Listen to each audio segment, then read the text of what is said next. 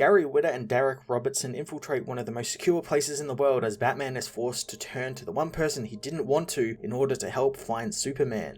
Gary Whitta continues his fun Batman, but not really fully Batman-centric story, taking it into some really interesting directions thanks to Batman literally being at the ends of his wits and having to turn to the one person he didn't want to. It's been really refreshing lately to see Batman, not just in this book, but also like Chip Zdarsky's book as well, over in the ongoing series, just have to be someone who's relying on others, or he isn't the Bat God everyone wants him or thinks he should be. And I like that we're at that point where writers are kind of realizing that, and we're getting a Batman who is more human and is just literally a guy in a bat suit. So we have to see him teaming with other heroes and other people he doesn't really want to deal with these aliens. Even the team Whitta is beginning to assemble here is a lot of fun, with the inclusion of President Lex Luthor, who is just wonderfully diabolical this issue, hiding away in his Australian safe house and contemplating nuking everything just because it might also give him better chances at a re-election, which I think is completely fun and totally something Lex Luthor would do. Whitta also explores a little more of the aliens and their unbridled hatred, not for Superman as a hero or as a man, but as a Kryptonian, which is an interesting direction, and again, against what usually we see with Superman fighting villains, in that they hate him being a hero, and there's only a couple that really hate him for his ancestry, so I like that they're doubling down on that. And again, we still don't have all of the answers. They keep saying stuff like their Kryptonians maybe did something to them, and I'm intrigued to see exactly what that was.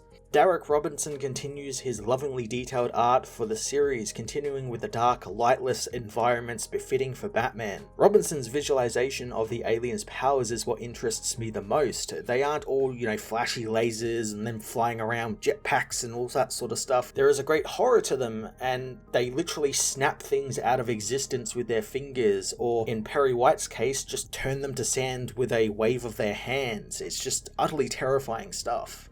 Batman Fortress issue 3 was another great installment in Gary Whitta's unique take on a Batman-centric storyline, furthering the plot in some cool ways and introducing some very fun character dynamics going forward. I'm going to give this issue a 9 out of 10.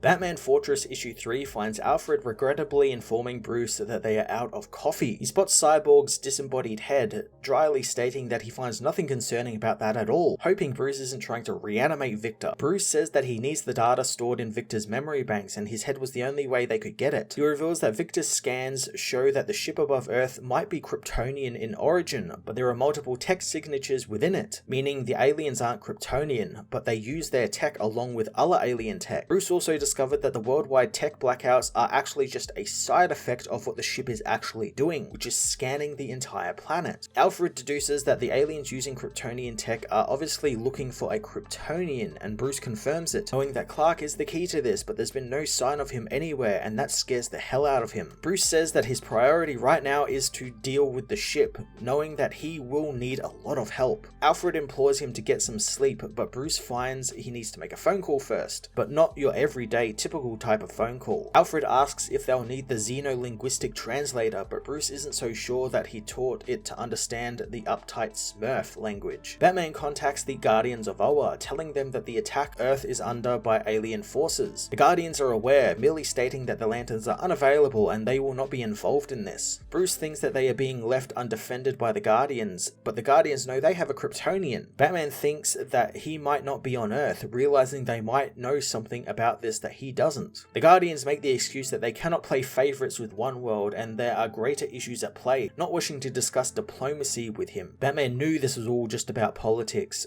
knowing that the Guardians were always just bureaucrats more interested in the rules and regulations. Ganthet becomes angered at Batman questioning their motives and what they do, but Batman says that he has met many Green Lanterns and all of them have been true soldiers and heroes, but it's the Guardians who are the problem. The Guardians tire of someone from Earth trying to lecture them, cutting communications with Batman. Alfred asks where this leaves Bruce's plan to get a team together, but he knows that there are still some people he can ask. Alfred thinks of all of the science-based people and ones with enough resources left to help, coming to a terrifying conclusion of only one person, imploring his master to think of someone else. Bruce knows he has no choice, wanting to get the Batwing ready, as in Metropolis, Vigil and his team continue to try and track down Superman, finding a giant House of L symbol spray painted on a building. The aliens take it as a sign that people truly admire the emblem, wondering if they know what it really represents, but Vigil knows that they are all ignorant to it all. The alien becomes angered at the sight of the symbol, having Arclanus blow apart the building the symbol is on, satisfying Vigil greatly. The aliens are soon confronted by the military, who open fire on them, but their shields prevent them from being hurt. Arclanus calls the humans a violent species, wondering if they should just kill them all. Tank fires at them, but Vigil stops the shell in mid-air, and with a wave of his hand, he makes the entire military disappear, plunging the Metropolis street back into a dark silence. The aliens don't really care where they sent the humans, heading for the Daily Planet as the tracker they have leads them to the top floor bullpen and to the desk of Clark Kent. Perry White confronts the aliens with a shotgun, demanding they get the hell out of his newsroom. Vigil asks if he is in charge there, and Perry sure is, demanding to know what the aliens want.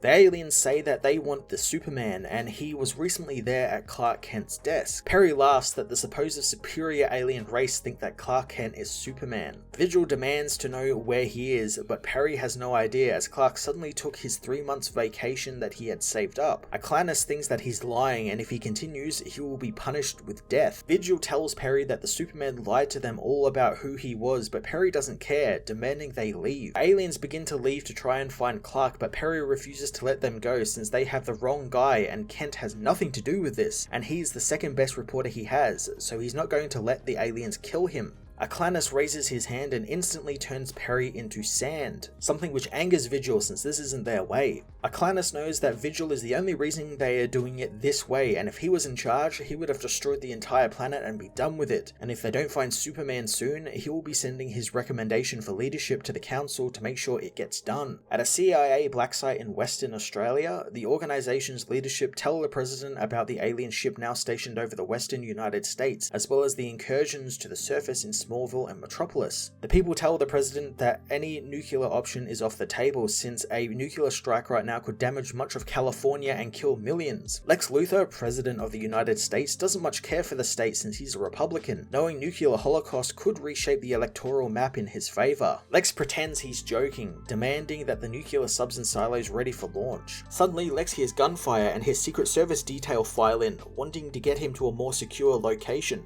Lex thought they were in a secure location as Batman appears, taking down the agents as Lex tells his remaining men to stand down since they know each other. Batman tells Lex that they need to talk, so Lex invites him into his Oval Office, surprising Batman that he had another Oval Office built off-site. Lex says that his people insisted he move office to a safe location when the lights went out. Batman dryly quips that this is his tax dollars at work, but Lex wonders what's the point of being president if you can't enjoy the perks. Batman thinks helping people and making America a better place sounds like a good start to begin with, asking why Lex decided on Australia as a home away from home. Lex says that there is a lot of prime real estate there that is undeveloped, and he tried to actually buy the country a few years back. Batman gets to the task at hand, telling him the aliens are looking for Superman and he doesn't know where he is. Lex says his people can't find the Man of Steel either, but Batman knows searching for him is a waste of time. But he has a backup plan to deal with the aliens, but he can't do it on his own. Lex makes a joke about the League all dying, angering Batman, who threatens to choke the villain to death from across his desk. Lex wants to hear the plan, so Batman tells him that they are going to get some Kryptonian tech of their own by getting into the Fortress of Solitude. Lex knows that Superman didn't just leave a key lying around anywhere, and there is a reason he calls it a fortress. Batman makes it clear that he doesn't like Lex, but knows he has the resources available to get them into the fortress, asking the president if he's in or out. Lex knows that he never expected to be teaming with Batman, but the hero had him at breaking into Superman's home.